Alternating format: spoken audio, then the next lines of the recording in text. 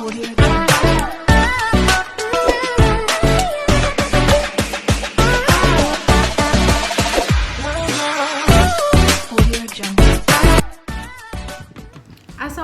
warahmatullahi wabarakatuh. Selamat sore. Assalamualaikum warahmatullahi wabarakatuh. Selamat sore teman-teman semuanya. Kembali lagi di channelnya Bu Wenti Krisna. Kali ini tetap mau bahas terkait dengan skripsi, dunia perskripsian. Teman-teman, ini sering sekali kita temui di sosial media ataupun di media-media yang lainnya gitu ya, bahwasannya banyak pejuang skripsi yang stres gitu ya. Bahkan ketika sidang skripsi itu menangis gitu ya. Bu Wenti sih jarang, tapi pernah mengalami di mana ada mahasiswa sampai menangis ketika sidang skripsi. Well, kita bahas kenapa sih mereka itu sampai menangis ketika sidang skripsi. Apa sih yang membuat mereka itu menangis sampai segitunya ketika sidang skripsi? Sebegitu menyeramkah ketika kita sidang skripsi? Mari kita bahas satu persatu ya. Yang pertama, teman-teman, yang biasanya Bu Wenti temui ketika mahasiswa itu kenapa sih mereka itu sampai menangis ketika sidang skripsi? Yang pertama adalah panik. Itu adalah udah penyakit sih sebenarnya ya. Panik karena apa? Yang pertama adalah dapat dosen, udah keluar nih ya, udah keluar nama pemujinya. Waduh, dapat Bu A, waduh dapat Bu ini, waduh dapat Bu Wenti, waduh dapat Bu ini, waduh dapat Bu Wenti. Kayak gitu ya. Jadi mah udah panik gitu kan ya, menganggap bahwasanya dosen yang akan bersikap menyeramkan, akan bersikap semenyeramkan itu ketika nanti sidang skripsi. Padahal enggak gitu kan ya. Tapi kalian terlalu panik. Enggak, akhirnya kalian itu ngeblank semuanya ya, enggak persiapan dengan baik. Kalau umpamanya udah mikir yang kemana-mana dan negatif pula. Jangan panik ketika kalian udah dapat jadwal sidang skripsinya ataupun dapat dosen siapa pengujinya ya. Jangan pernah panik, siapapun pengujinya hadapi saja, oke? Yang kedua adalah kurangnya persiapan baik fisik maupun non fisik. Kalau fisik adalah misalnya kurang istirahat, kurang tidur malamnya. Kalau mamanya belajar harusnya kalau paginya udah sidang skripsi, belajar cukup sampai jam 9 sampai jam 10, udah cukup tidur yang banyak, istirahat yang banyak. Ya, itu dari fisik. Terus mental kalian juga dipersiapkan. Kalau umumnya kalian kebanyakan belajar sampai pagi jam 2 pagi, jam 3 pagi, paginya bakalan gak maksimal. Serius, itu gak bakalan maksimal. Banyakan istirahat biar enak lah diajak mikir nanti paginya. Jangan lupa sarapan juga ya. Yang ketiga, ketika kalian itu sudah tidak prepare dengan baik, masuk nih, ini yang penting nih. Udah panik, udah nggak prepare dengan baik, ketika ditanyain nggak bisa jawab. Iya, nggak bisa jawab karena kalian itu malamnya begadang, karena kalian nggak persiapan dengan baik. Ketika kalian ditanyain nggak bisa jawab, akhirnya kalian tambah down ya, dicecer terus sama dosennya. Semakin kalian nggak bisa jawab, semakin pengujinya akan bertanya-tanya terus ya. Jadi hindari teman-teman, kalau umamanya kalian udah di ruang sidang, usahakan. Jadi teman-teman, kalau umumnya sudah di ruang sidang, pastikan kalian udah prepare sebaik-baiknya, apalagi fisik dan non fisik, yaitu mental kalian harus sudah siap. Karena ketika kalian udah nggak siap itu, kalian bakal ditanyain dan nggak bisa jawab, kalian akan semakin gundah, semakin panik, akhirnya nangis gitu ya. Karena dicecer terus sama dosennya, ditanyain terus, semakin kalian nggak bisa jawab, semakin ditanyain. Gitu loh adanya seperti itu. Jadi sebenarnya semuanya dari kalian. Kalau kalian tetap stabil, nggak bisa jawab, kalian stay cool aja. Ya udah, nggak bisa jawab gitu ya, ganti pertanyaan yang lain. Tapi kalau tetap dicercer, jangan sampai kalian itu panik. Udah tenang aja, pasti dosen akan mengejar kalian. Tapi kalian harus stabil, entah itu pikirannya dan lain sebagainya harus stabil ya.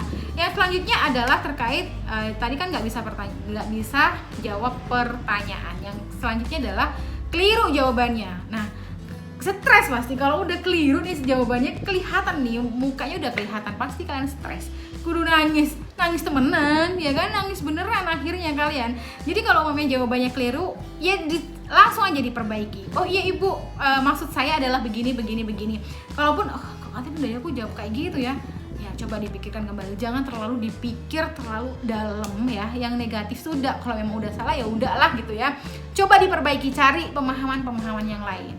Tapi kalau kalian udah keliru menjawab, itu kalian stres terlihat sekali, terus dikejar lagi sama dosen, nangis Jadi sebenarnya hal-hal yang nggak terlalu gimana-gimana. Nggak ada dosen pasti kalau mamanya kalian itu diuji itu kan ya memang harus dikejar. Yang selanjutnya yang membuat mahasiswa menangis adalah wajah-wajah dosen ketika bertanya.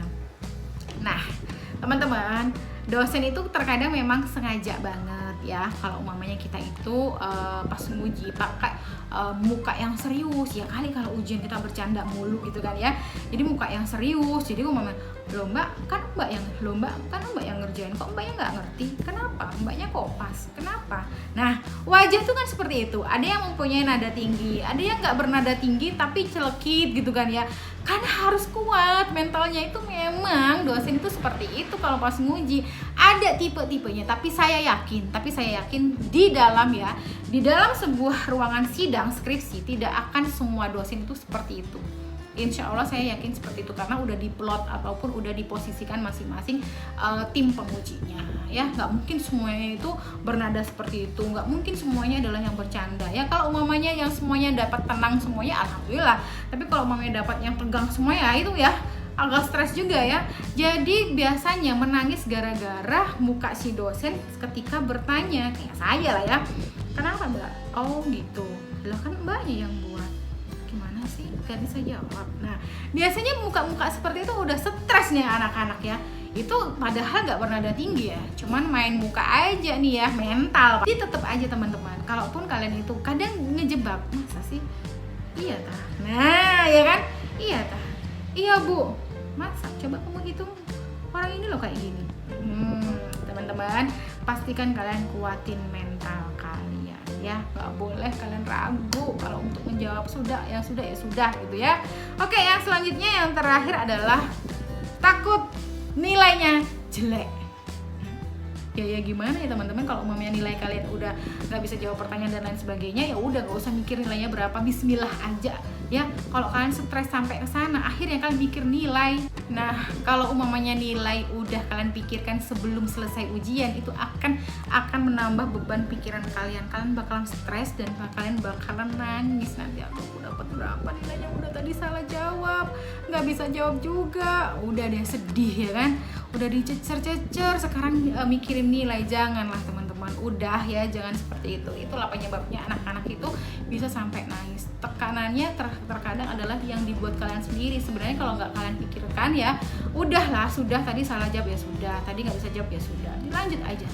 Kan harus fokus yang pertanyaan selanjutnya, seperti itu. Oke, jangan sampai menangis di kelas. Udah, dosen itu memang seperti itu ya, dipasang begitu mukanya gitu ya. Itu nggak pengen jatuhkan kalian, tidak, tapi bagaimana kita itu menguatkan mental kalian, karena kalian habis ini udah lulus. Jadi kalau kalian nggak belajar dari sekarang menguatkan mental, kapan lagi? Karena di luar sana nanti mungkin ada yang lebih dari itu ya kan keadaannya. Jadi paling tidak kalian udah bisa tatak, udah bisa stay gitu ya. Meskipun ada apapun, mental kalian tetap kuat. Belajar dalam keadaan serumit apapun, kalian harus stabil gitu ya. Terima kasih banyak atas semuanya dan semoga bermanfaat. Wassalamualaikum warahmatullahi wabarakatuh.